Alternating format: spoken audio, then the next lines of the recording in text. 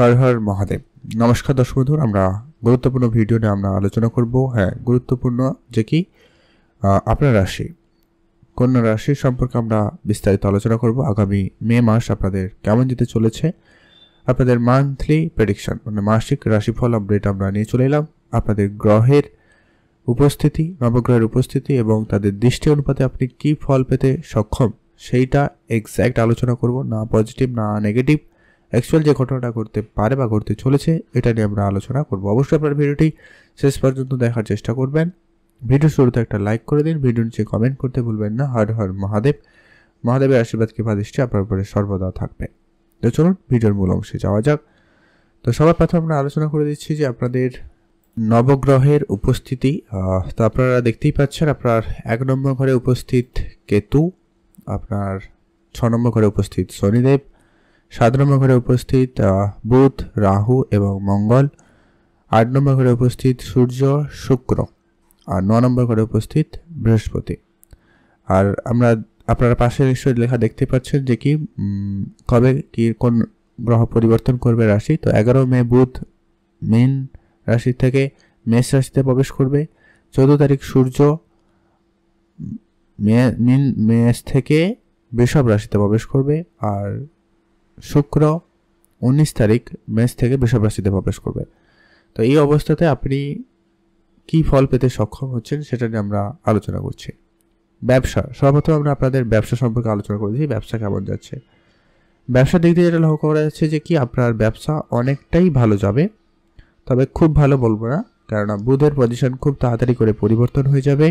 11 তারিখ বুধ 8 নম্বর ঘরে উপস্থিত হয়ে যাবে। আচ্ছা, যেটা লক্ষ্য করা যাচ্ছে যে কি আপনার ব্যবসা ক্ষেত্রে কিছুটা ভালো যাবে, আপনি ব্যবসা ক্ষেত্রে অনেকটা চালাক থাকবেন। তবে মাঝে মধ্যে টেনশনের ব্যাপারটা কিন্তু আপনাকে ব্যবসার জায়গায় ফেলবে, এটা কিন্তু লক্ষ্য করা যাচ্ছে। আর খুব ভালো নয়, ব্যবসায় খুব যে আশা রাখবেন এমনটা কিন্তু নয়। তবে ব্যবসা কিছু ক্ষেত্রে হঠাৎ কখনো কিন্তু লাভবান হওয়ার সুযোগ থাকবে, যেহেতু বৃহস্পতির অবস্থানটা একটু ভালো জায়গায় রয়েছে, মানে 9 নম্বর ঘরে উপস্থিত রয়েছে। তাই এরপরে আমরা আলোচনা করছি আপনাদের কেরিয়ার কেমন যাবে।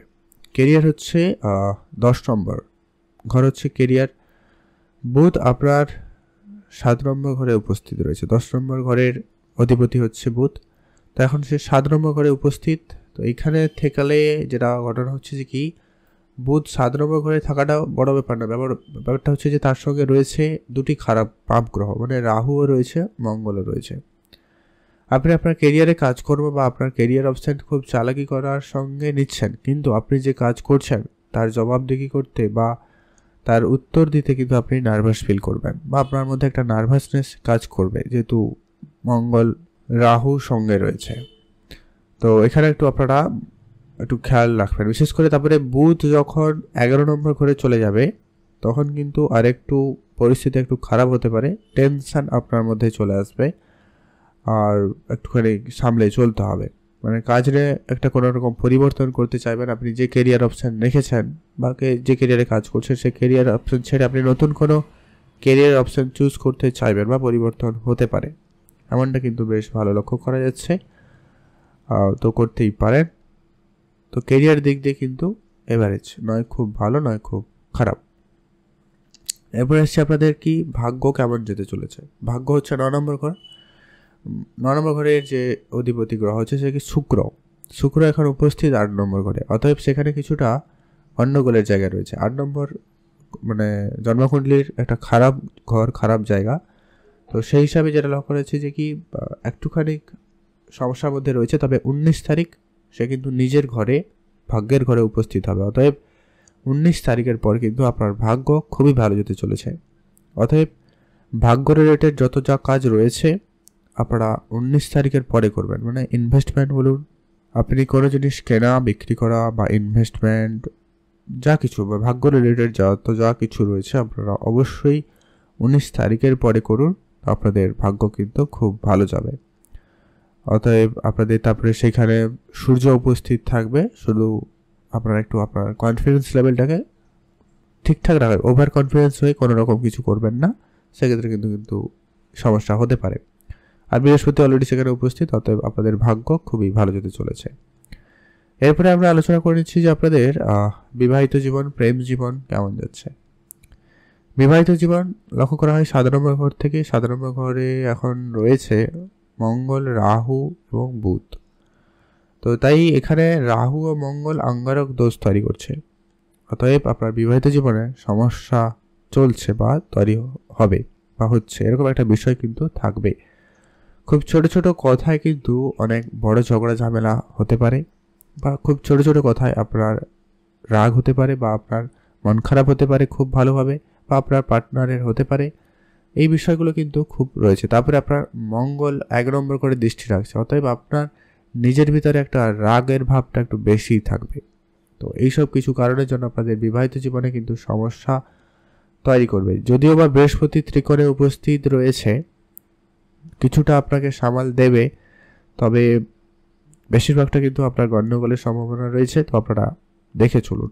তারপরে এখানে একটা কথা বলবো যে কি, আপনার জন্মকুষ্ঠী কিন্তু আমার জানা নেই। এখানে যেটা আলোচনা করছি এটা পুরো গ্রহের ট্রানজিস্টের উপরে, ওভারঅল প্রত্যেক রাশির উপরে ডিপেন্ড করে বলছি। তো আপনার কুষ্ঠী কিন্তু একটু আপনারা দেখে নেবেন পরিস্থিতি কেমন রয়েছে। আপাতত যেটা লক্ষ্য করা যাচ্ছে কিন্তু বিবাহিত জীবনে সমস্যা থাকবে, তো আপনারা একটু বুঝে চলবেন। বৃহস্পতি রয়েছে কিছুটা ভালো করার, 1 মে থেকে আপনারা কিছুটা উন্নতি লক্ষ্য করতে পারবেন, যেটা আপনাদের অলরেডি যাদের সমস্যা চলছিল তাদের ক্ষেত্রে কিছুটা ইমপ্রুভমেন্ট আসবে। এরপরে আসছি আপনাদের প্রেমের বিষয় কেমন যেতে চলেছে। 5 নম্বর ঘর থেকে দেখা হয় প্রেমের ঘর, অতএব এখানে 5 নম্বর ঘরের স্বামী হচ্ছে শনি, আর নিজের ঘরে উপস্থিত শনিদেব। তবে এখানে একটা বিষয় একটা খেয়াল রাখবেন, রাহু মঙ্গলের দৃষ্টি কিন্তু আপনার 1 নম্বর ঘরে রয়েছে। অতএব 1 নম্বর ঘরে যখন রয়েছে, এখানে আপনার কনফিউশন তৈরি করবে আপনার মধ্যে, এবং আপনার কথাবার্তায় একটু রাগ ভাবটা বেশি থাকবে। মানে আপনি খুব তাড়াতাড়ি করে রেগে যাচ্ছেন, আপনার ভিতরে রাগ চলে আসবে। তাই আপনার হয়তো এই রিলেশনশিপে আপনার ওই অত্যাধিক রাগটা আপনাকে একটু খারাপ করতে পারে। যদিও বা বৃহস্পতির দৃষ্টি আপনার রয়েছে 5 নম্বর ঘরে, তবে সেখানে আপনাদের প্রেমের জীবনে কিছুটা প্যাচ আপ, যদি কারোর ব্রেকআপ হয়ে গেছিলো বা খুব ঝগড়া ঝামেলা হচ্ছিল, তাদের ক্ষেত্রে প্রেম ব্যাপারটা কিন্তু বেশ ভালো রাখবে। তবে আপনার ভিতরে রাগের ব্যাপারটাও বেশি থাকবে, তাই মাঝে মধ্যে একটু খেয়াল রাখবেন। আপনারা সব থেকে বেশি গুরুত্ব দেবেন যে কি, আপনার জন্য যেন রিলেশনশিপটা যেন খারাপ না হয়, এটা কিন্তু লক্ষ্য করা যাচ্ছে। আপনি আপনার রিলেশনশিপে বিশেষ ধ্যান দেবেন, আপনার নিজের উপরে অবশ্যই কন্ট্রোল রাখুন, এটা কিন্তু খুব জরুরি রয়েছে। আরেকটা যেটা বড় বিষয় হচ্ছে কি, আপনার পার্টনারের মধ্যেও কিন্তু এই বিষয়গুলো চলে আসতে পারে, তো খেয়াল রাখুন। এরপর আসছি আপনাদের পড়াশোনা কেমন যাচ্ছে।